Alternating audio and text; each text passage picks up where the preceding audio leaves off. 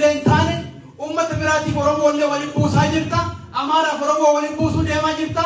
Ummata Saawuzii warra kibbaa mirga isaanii irra dhaabattee irra ejjettee nu jibbisiisaa jirta.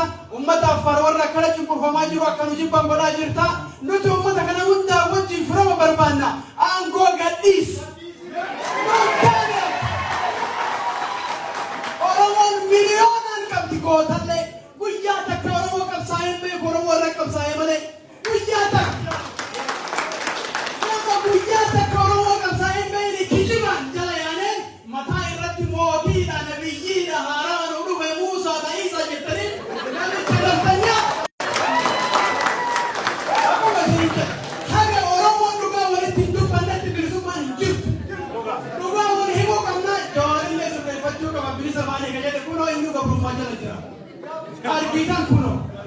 Bilisummaan dhugaa gaafa Oromoon sagalee ofii ol baaftee mootummaa ofii barbaaddu filattee kunnu ta'e. Kaambii bittilee nurra kaa'e. Kaafaan qofaan nu sossobee gargaara ganama nu nyaatu diina irratti moosisu. Ufuu ufi dhiifne. Ufaan balaadhe kunnu dura.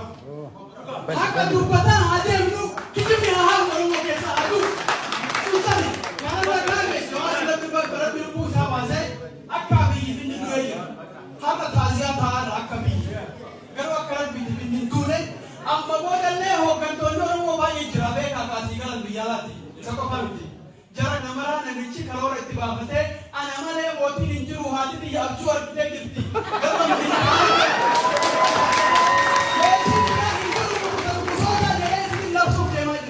haala malee namicha kana guyyaa tokko abbaa isaa himatu dhageenyee hin beeku. Saayinni baa'uu qaba galma san keessa. Oromoon dhugaa ka qabsaa'aa ba'e ka uummata keenyaaf caccabe ka uummata keenyaaf rakkate achi seenu malee qabsoon itti fufuu qabdi qeerroo. Qeerroo gaafii uummata Oromoo hin deebine qabsoon haga biyyattii bahee Oromoon dhugaa seenutti itti fufuu qabdi. Jawaarillee ofiiyyoo faasuu dhiisee uummata keenya qabsoof kakaasu qabu. Mootummaa kana barcuma jala qabeetii hagachuu dhiisuu qabu irraa. Isatu nurra goote jiraatan. Dhugaa dubbachuu qaba dhugaaf dhaabbachuu qaba. Kana dubbiin jirtu murtiin kenna. Qabsoo uummata keenyaa akka beekan jirtu akka itti fuftu haa deeggarru. Gaafii isaan gaafatan bira haa dhaabannu. Waan biyyi boru ganama gabaa'ee isin sossobuu deemu. Hallayyaanitti jedhaaniiti qabsoo itti fufna fayyaa ta'u qaba. Osoo mootummaa kenna ta'eeti wanti Oromoo Hararrirraa kaasee sa'a sanii Finfinnee fide ijoollee opiidiyoo pirezidaantii naannoo Oromiyaa ka jedhu ganama sa'a 11 ba'ee ibsan kennu. Wanti nama san fide dhiiga Jawaarii keessa jirutu jara keessa jira. Osoo dhiigummaan keessa jiraate paarlaamaa irra ba'ee galgala akkasi ta'a ganama akkasi taasee ganama halkan Jawaarii sa'a sanitti isa achi baasisiisee ijoollee sakuriitii achi baasisiisee halkan akka sareetti duriyyeen Jawaariin ajjeesisiisuu jedhe Oromoo. Akka ganna 28 Jawaar naannoo Abiyyi Ahmad achi keessa jira.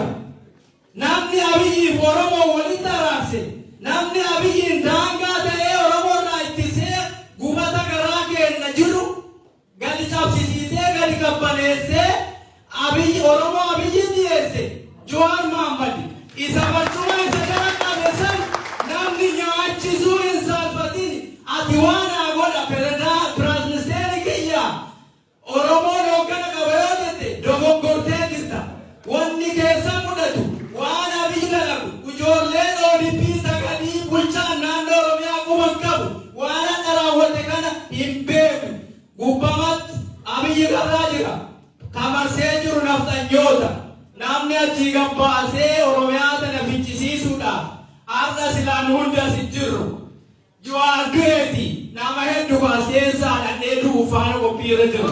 Nama hedduutu qophiirra jira. Oromoo dammaqi as keessa siyaasaa teeta deemtuu dabarfachuu dhiisi afaan tokko ta'e. Dhugamaan namni sabaaf dhaabate Jawaariin irra uflaani akka onneen Oromoo buluuti keessa jirtu haqaaf yoo dhaabatte Jawaariin filame sakuriitii san jara filee fideef.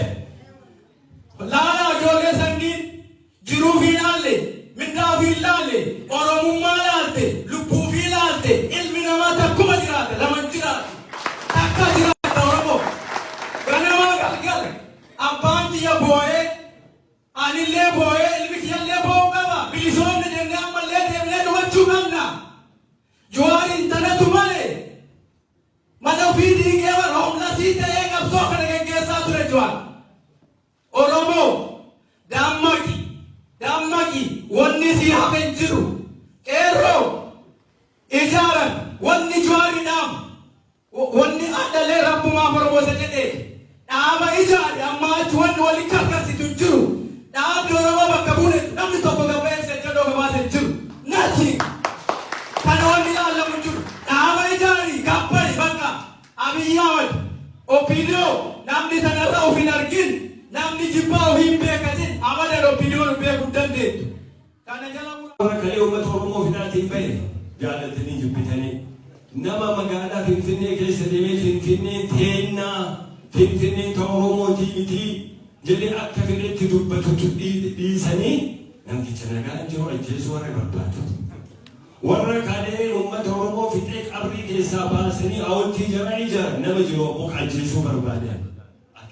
Absan hin tuqamin aggaammiin Jawaariin irratti aggaamamu kun obbolowwan teennarratti kiiloo qabnatu jennu maaliif barbaachise tokko.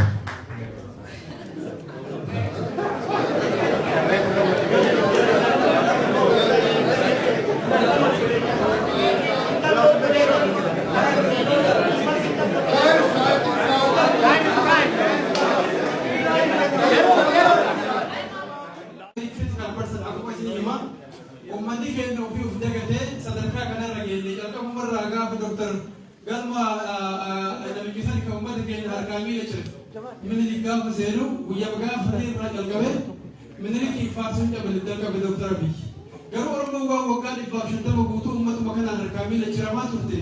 Kuni keenya waan ta'eef homaa nu godhu jettee of dagatte. That was the wrong thing. Taduraa dogoggorri achirraa jalqabe.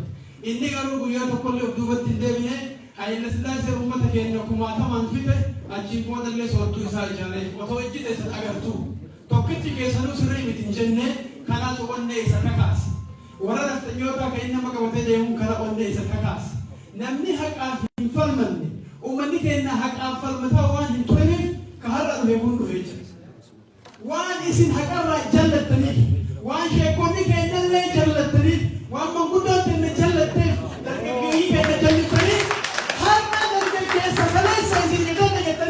ajjeesuuf itti dhufte nafxanyaan ka Dr. Abiyyiin hoogganamtu murtiin keenya maal ta'uu qabu Dr. Abiy Oromoof illee hin taane uummata biraatiif Oromoollee waliin buusaa jirta Amaaraaf Oromoo waliin buusuu deemaa jirta uummata Saawuzii warra kibbaa mirga isaanii irra dhaabattee irra jettee nu jibbisiisaa jirta uummata Affaar warra akkana cunqurfamaa jiru akka nu jibban godhaa jirta nuti uummata kana hundaa wajjin firama barbaanna aangoo gadhiis